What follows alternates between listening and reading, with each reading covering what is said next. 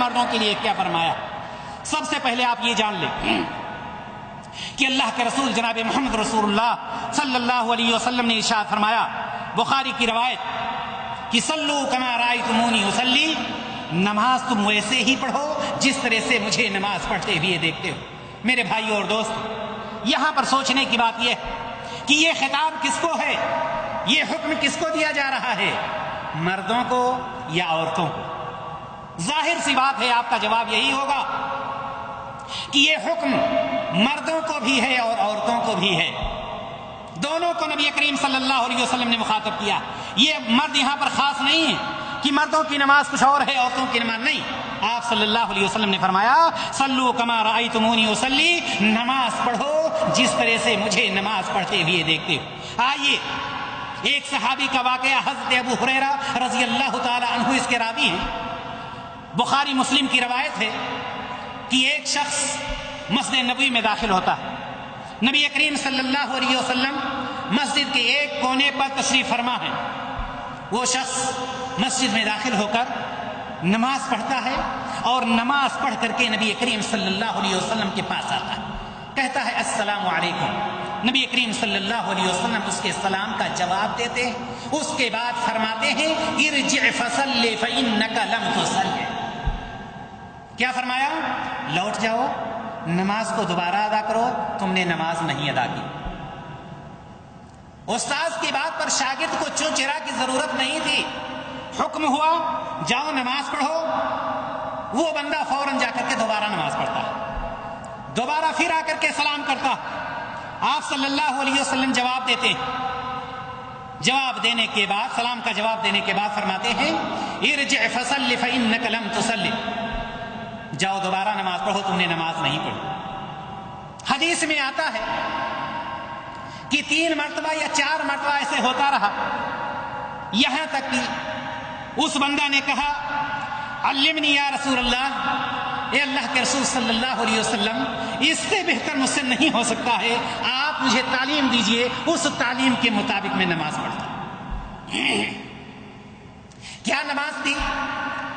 نماز یہ تھی کہ جلدی جلدی، نہ رکوع نہ قیام نہ سجود، جس طرح سے آج کی نمازیں جلدی جلدی ہوتی رہتی ہیں اور جلدی سے 4 رکعت یا 3 رکعت یا 2 رکعت پوری کر کے ہم اپنے کام کے لیے چل دیتے ہیں۔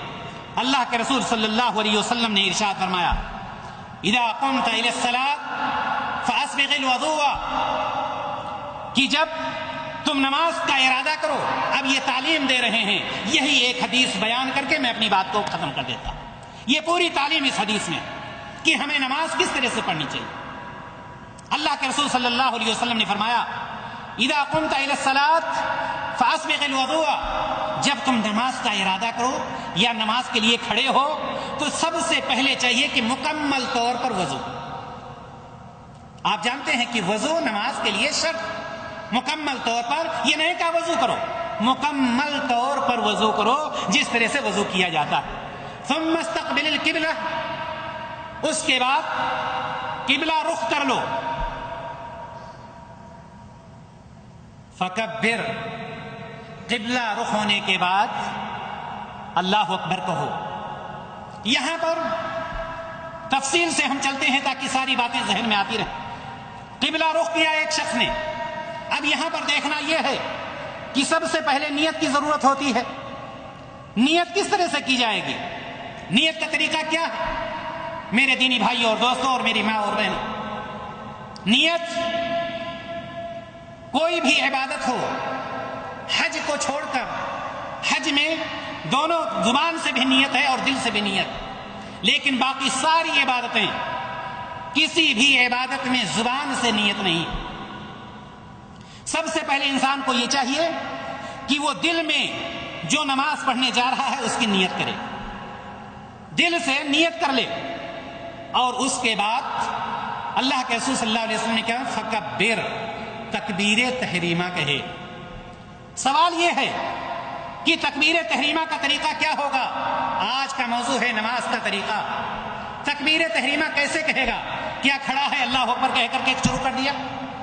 نہیں، نبی کریم صلی اللہ علیہ وسلم نے کسی چیز کو ایسا نہیں چھوڑا ہے کہ جس کی وضاحت نہ کی ہو۔ ایک حدیث میں نہیں تو دوسری حدیث میں ضرور اس کی وضاحت موجود ہے۔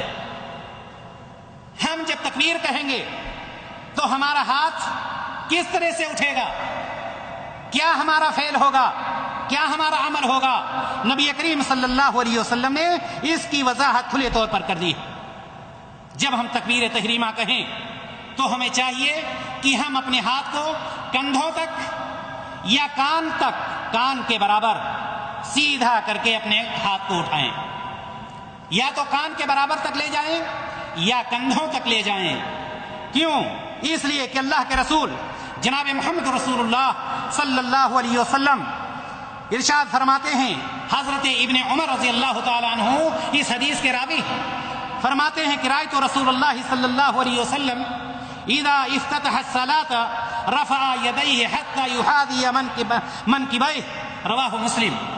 اللہ کے رسول صلی اللہ علیہ وسلم کے بارے میں حضرت ابن عمر رضی اللہ تعالیٰ عنہ فرماتے کہ میں نے نبی کریم صلی اللہ علیہ وسلم کو دیکھا کہ جب آپ نماز شروع کرتے تو آپ رفع یدیہ حتی یحاذی منکبیہ، کہ آپ اپنے دونوں ہاتھوں کو اٹھاتے کہاں تک؟ مونڈھوں تک۔ یہ منکب کس کو کہا جاتا ہے؟ مونڈھوں کو، یعنی یہاں اس طرح سے اٹھاتے۔